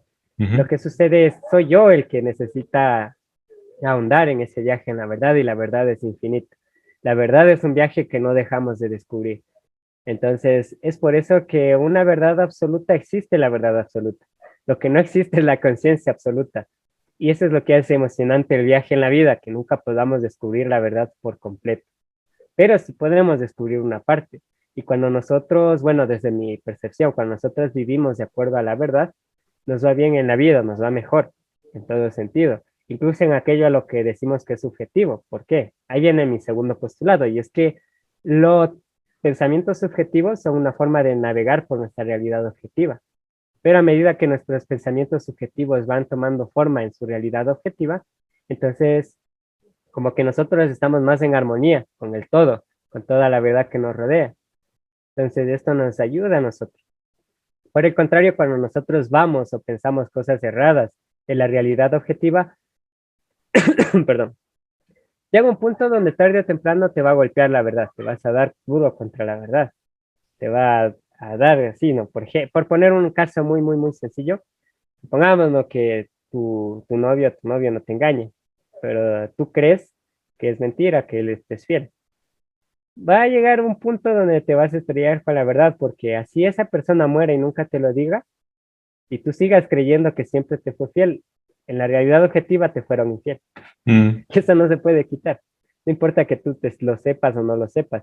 Tú puedes morirte y que si alguien hace tu biografía va a decir, mira, a fulanito tal le pusieron los cachos con su vecino. Hasta si esa verdad nunca llega a la luz, nunca va a dejar de ser verdad. Nunca Y va. nunca nadie va a hacer tu biografía diciendo que le pusieron los cachos. La persona que le haya puesto los cachos lo sabe y un día va a morir. Tu historia puede quedar enterrada en ese cúmulo de cosas que nunca vamos a saber por la condición humana, pero te pusieron los cachos y eso no El, se quita.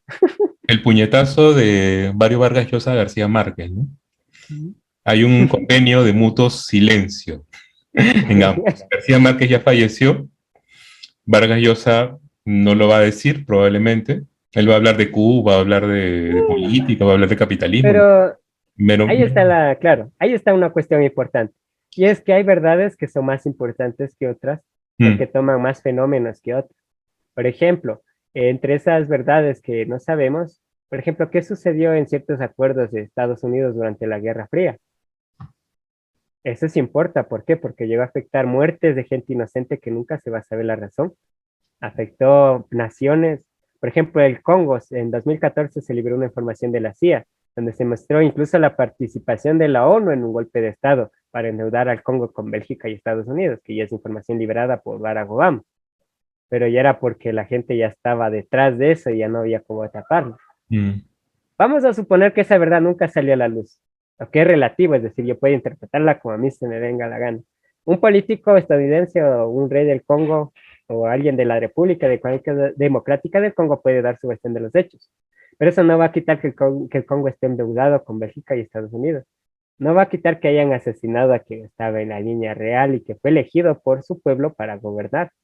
Tampoco va a quitar lo que a la gente que se murió en esa guerra y para posterior, no va a quitar los problemas del Congo ahora, que también tienen que ver con factores de pagar su propia deuda.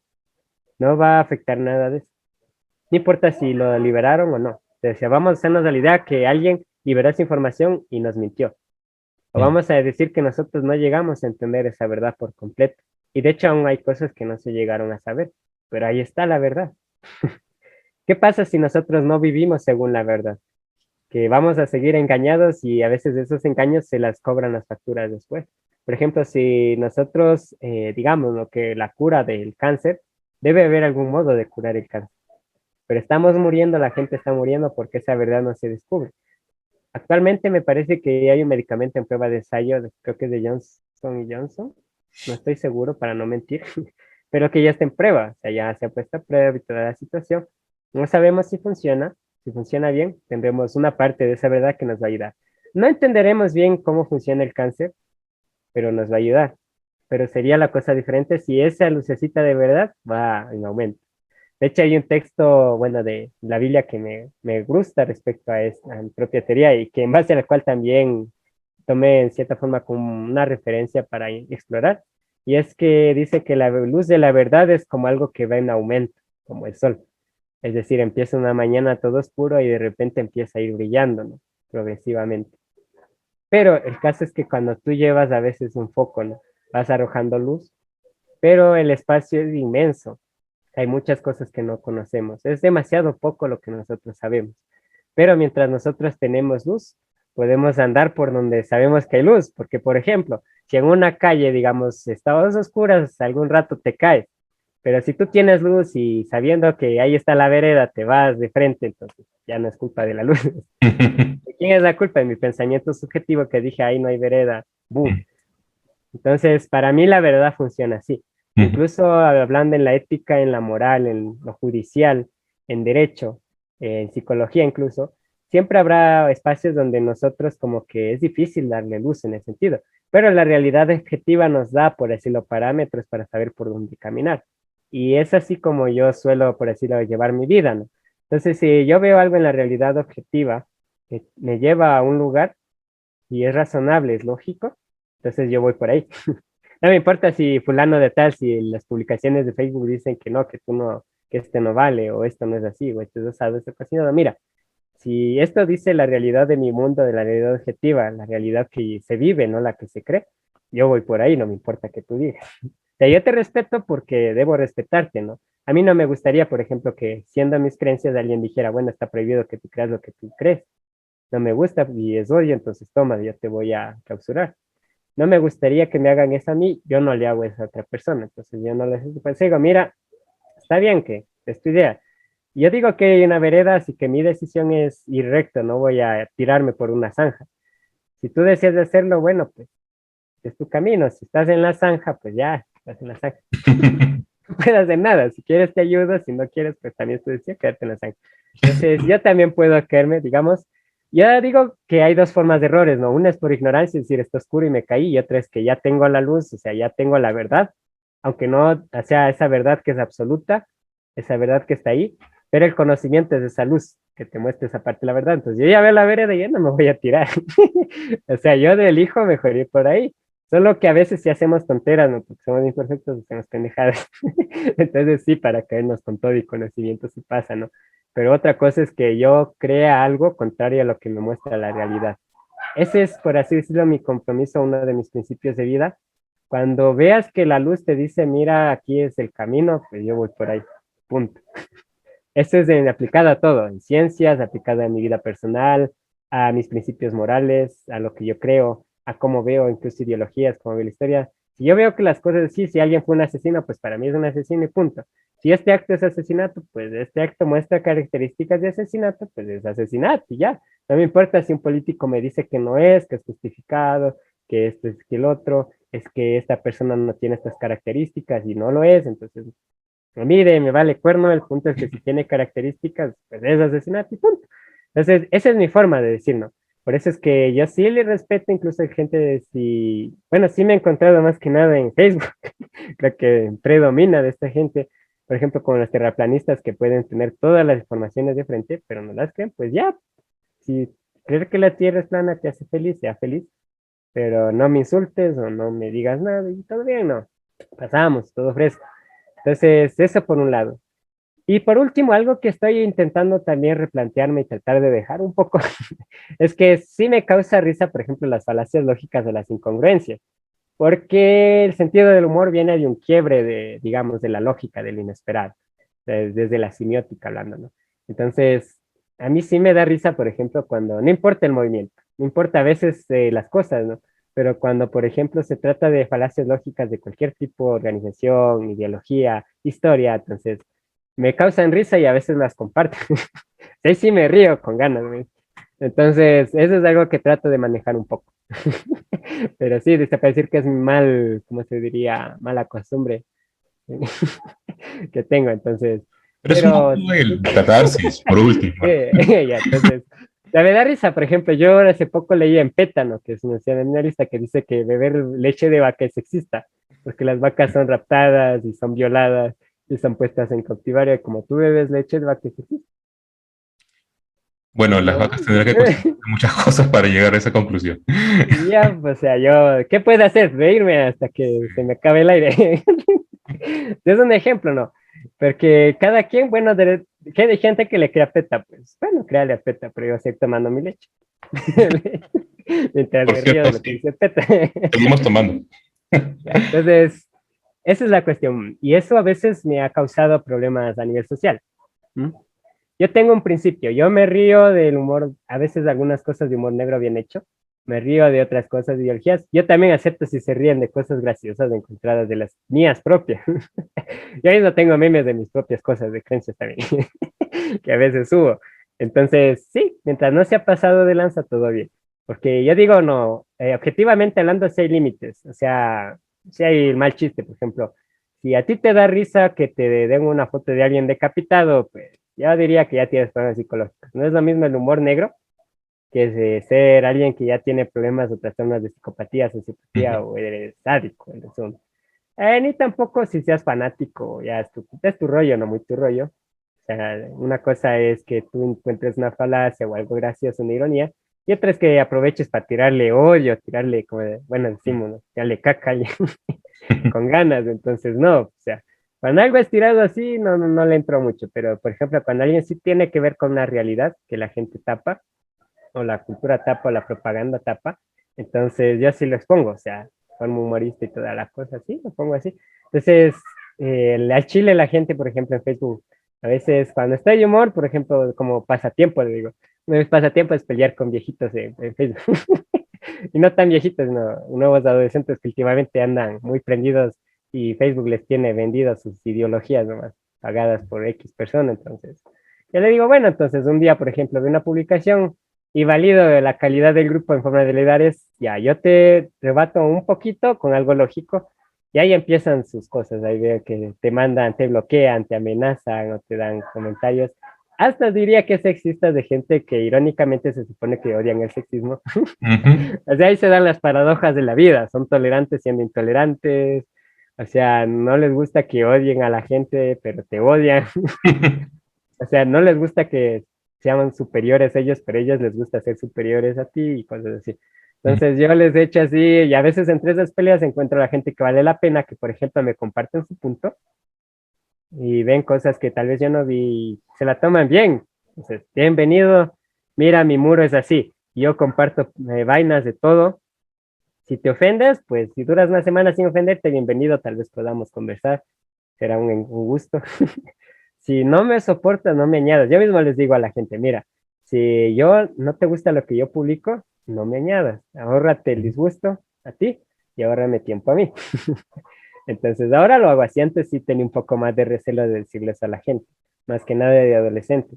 Ahí sí me daba un pánico, prefería callarme mi propia opinión. Ahora ya no, porque ahora aprendí que cuando callas mucho te ahogas por dentro. Ujú. Entonces, ahora soy yo, como soy, me gusta como las cosas que soy, entonces trabajo en las cosas que creo que debo mejorar, por ejemplo, lo que acaba de mencionar, creo que debería ser un plus un poco más neutral en eso también. A veces sí creo que se me va un poco la mano. Entonces, quiero mejorar en eso, ¿no? Pero igual, puedo decir que sí, es uno de mis pasatiempos culposos, digamos, reírme de las falacias de esas cosas y compartirlas en mi muro, ¿no? Igual también hago una clasificación, al igual que la música y todo. Cuando veo que cierto movimiento, ideología, pasado, etcétera, tiene muchos índices de falacias lógicas, no se corresponden, tiene antecedentes negros, y yo como que lo pongo en un cuadrito de clasificación, como que esto ya es intragable. Otras tienen menos y como que digo, bueno, esto es un poco más razonable, pero no me voy por ninguna. Igualmente porque yo ya tengo, como dije, mi propio sistema en el cual solución para el problema de la humanidad. Entonces, pero si veo, observo esto como, digamos, como un visitante simplemente, o como un historiador lo haría, ¿no? Aunque sin una vocación, sería un historiador aficionado, ¿no? Entonces yo reviso estas cosas y las clasifico en ese sentido, que también me parece un aspecto bastante INFJ, el clasificar todo lo ideológico en función de funcionamiento. Entonces yo tengo ahí mis clasificaciones y voy viendo. Entonces suelo poner falacias de ambos lados, por ejemplo, entre el feminismo y el antifeminismo, que es lo que más hay. Bueno, yo, es mi opinión, y con disculpas de antemano, tal vez no resiento a alguien, pero en mi opinión el feminismo actual está entre esas cajitas donde digo que la mayoría lamentablemente es muy incongruente. Entonces, el otro antifeminismo también tiene sus incongruencias. Pues, ¿qué hago en mis muros o los memes que yo guardo? Hay memes que no los comparto porque si digo, si pongo esto, me van a colgar los antifeministas. Si pongo esto, me van a colgar los feministas. Entonces, solo lo comparto por interno con mis panas, que igualmente, al igual que mi persona, y muchos otros también, algunos son testigos o otros igual que sin ser testigos, pero igual también compartimos en sí esta base. Somos neutrales, es decir, nos reímos de todo. O Mm, sea, no somos partidarios, no empuñamos bandera de nadie. Entonces, con ella sí comparto y nos reímos, ¿no? Pero en mi muro comparto lo no tan denso, de ambos lados, ¿no? Tanto feminista como antifeminista. O sea, a mí no me importa que seas feminista o antifeminista, a mí lo que me da gracia es cuando ya se pasa las falacias, así ya demasiado. Y me da risa al doble si hay gente que se la cree y les apoya. Por ejemplo, decir, digamos, alguien ¿no? que decía que, eh, por ejemplo, alguien decía que si se come la carne debe comerse cruda como se la encuentra en el medio ambiente. Entonces yo decía, bueno, entonces, ¿por qué no sacas la papa y te la comes con tierra, güey? O sea, falacias de ese tipo, ¿no? ujú, Entonces, son buena gente, a veces algunos sí son buenas gentes que en sus ideologías, ¿sí? De hecho, algunos sí son me llevo con ellos, son mis amigos. Entonces, buena cosa y todo, ¿no? No llevan al extremo. Y hay están otras personas que tienen buenas intenciones, pero mal lugar. De hecho, hay una frase que dice que el infierno está lleno de gente con buenas intenciones. Entonces, y luego están sí los narcisistas y otras cosas que ya hacen sus vainas conscientemente, o sea, sí les lavan cerebros o hacen falacias a propósito. Entonces, allá ellos ya los tengo en otra lista. Entonces, es precisamente de esa gente con la que yo comparto mis memes, o sus cosas, o sus posts, ¿no? Igual de historia, de sociales, de psicología, de todo. Entonces, ahí es una mezcolanza. Por eso es que mi muro es un poco raro, satírico y extraño. O sea, tengo de todo y puedes ver reflexiones bonitas, un poema por ahí ujú. de Góngora y en la página siguiente ves un shitpost así bien culero. O sea, todo random ahí, mío, así en mi muro. Creo que Y mucha eso gente, definitivamente. creo que mucha gente va a estar interesada en ver tu muro a partir de esta entrevista. Ahora la cuestión es que va a haber tal vez gente que esté interesada en sancionar mi muro también. Por eso lo tengo en privado. Mejor. Ante todo, bueno, primero que nada, te agradezco muchísimo, primero por dejarme entrar al manicomio que es, al humilde manicomio que es el grupo de INFJ. Humilde manicomio. Segundo, por el gusto enorme de conocerte un poco más ya con una conversación. Y sé que no es algo muy común que salgas a la luz pública. En persona te agradezco mucho el gesto porque es un enorme gesto. Y tercero, por corroborar que eres, sí, realmente eres un especialista en varias cosas. Aunque, aunque tú digas que te dispersas y todo, probablemente te puedas rebatir con mucha gente que ha estudiado profesionalmente estos temas. Y eso es interesante porque no solamente por lo que sabes, sino también porque te interesa la verdad. Y a este viajero, Álvaro Castro, que hemos tenido el gusto de escuchar esta noche, yo le agradezco muchísimo también por su amistad y por el tiempo que nos ha dedicado, que no ha sido poquito, pero está muy bien aprovechado, es tesoro. Así que muchísimas gracias, Álvaro, por esta excelente entrevista, excelente y brillante entrevista. Gracias. En realidad, darte las gracias a ti, ¿no? Bueno, yo no suelo también salir muy a menudo. De hecho, esta ocasión lo hago porque, como digo, tengo bastante estima, sí, bastante un buen amigo. Considera también me has apoyado en varias cosas. Entonces, como digo, cuando una persona es buena con otras personas y también retribuye, entonces a mí me nace automáticamente hacerlo, ¿no? Pero así hay una razón muy importante. Y es porque una cosa, más que precepto de viajero, tengo otro. Y es que yo mismo se considero solo un mensajero. Ya, como dije antes, yo considero que la solución a estos problemas es solo de un ser superior, ¿no? Y mi trabajo aquí es como mensajero de esa persona. Entonces, por ello digo que prácticamente cómo he vivido mi vida, y de hecho, como dije antes, la razón real por la cómo logré encontrar un sistema que haga que el grupo de Facebook sea así y que no haya otro así en Facebook, no es por cuenta propia. En realidad es por lo mismo que yo he aprendido como mensajero. Entonces, es mi trabajo así, por eso es que trato de o sea, no me llevo el crédito porque yo no lo merezco, sino me merece la persona que me ha instruido, en este caso de mis creencias, y no es exactamente un ser humano, ¿no? Aquí ya se lo atribuye en este caso a mi Dios, ¿no? Entonces, no lo hago como propaganda religiosa, claro, es mi convicción personal, ¿no? Mi forma de vida, Entonces, si yo hago lo que hago cuando hablo, no busco la forma de que lo que yo haga o lo que yo diga no me apunte a mí, sino apunte hacia la persona que me envía. Porque a la final solo soy un mensajero. O sea, yo solo, digamos que ayudo dando un mensaje. La pregunta es, ¿cuál es ese mensaje? Sun Tzu dijo una vez que, bueno, esto es algo que suele enviarlo, ¿no? Es tal vez como, te parecía una muestra de estima, no, más que para esta estación es una muestra de estima también hacia tu parte, ¿no? Porque como dije, con una persona retribuye bastante y tú has retribuido bastante para otras personas también en general. Entonces, una nace de retribución también mencionar cosas personales, algo que yo no hago, por cierto. O sea, no lo hago en público. Y no me gusta mucho llamar la atención en ese sentido. De hecho, por eso mismo también visto así, un factor secundario, ¿no? Entonces, una de las razones, ¿no? En esencia es que, como decía, ¿no? Y como suelo explicarlo a veces a las personas cuando me preguntan que mensajero de por qué, porque a veces hay personas que a veces las veo solo 2 veces en la vida y otras que los veo por meses y les digo, bueno, me dan las gracias por algo que yo he aprendido, pero no es mío, ¿sí? Sino que yo le digo, mira, yo solo soy un mensajero, si tienes que agradecerle algo, dale gracias a la persona que me envió. Entonces preguntan cómo.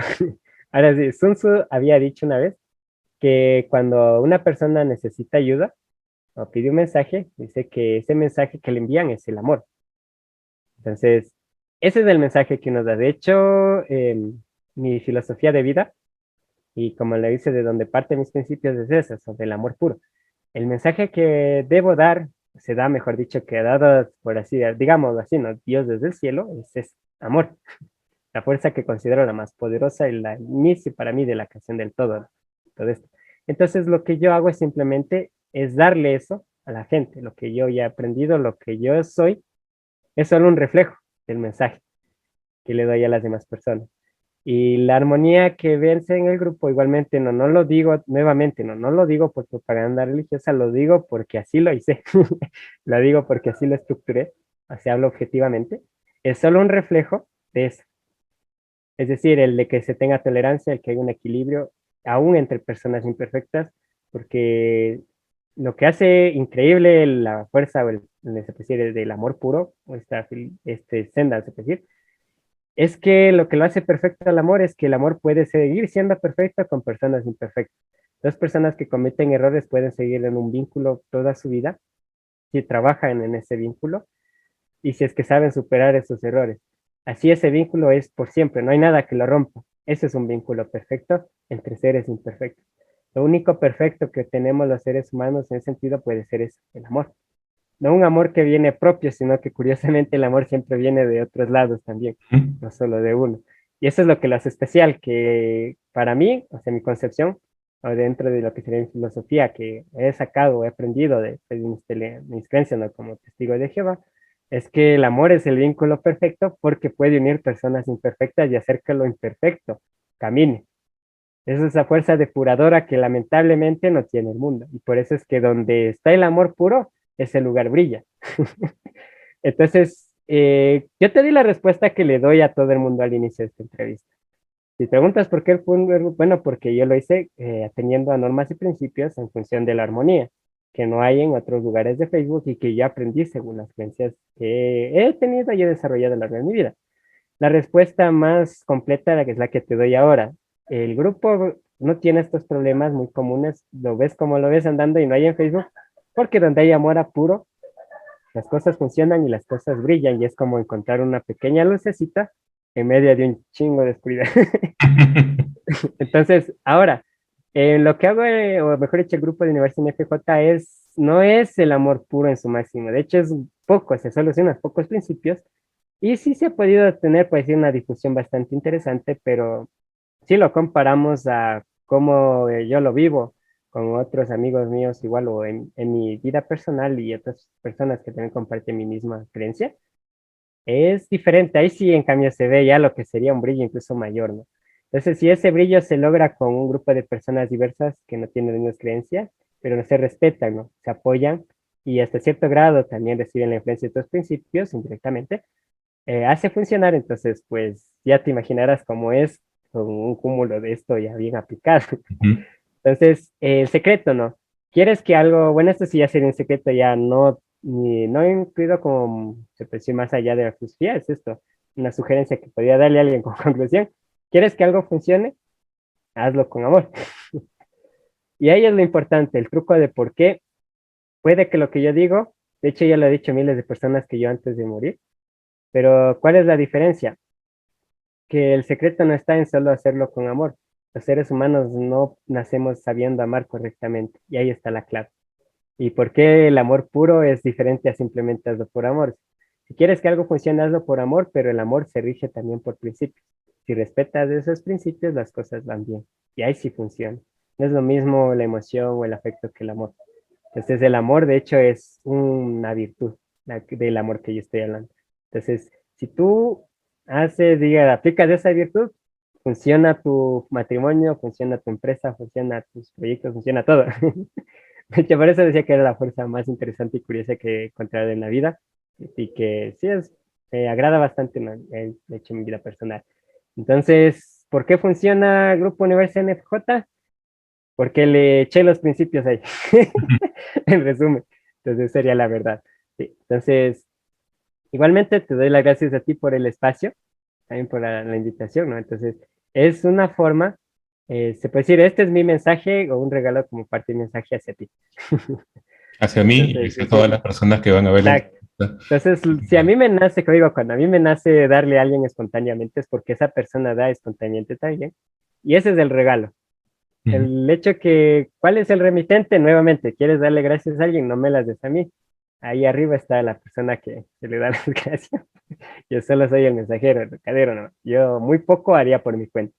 Es decir, si yo no hubiese llegado a conocer estos principios, tal vez no estaría aquí ahora. De hecho, tal vez estaría en otro grupo de NFJ compartiendo memes y llevando mi vida como cualquier otra persona.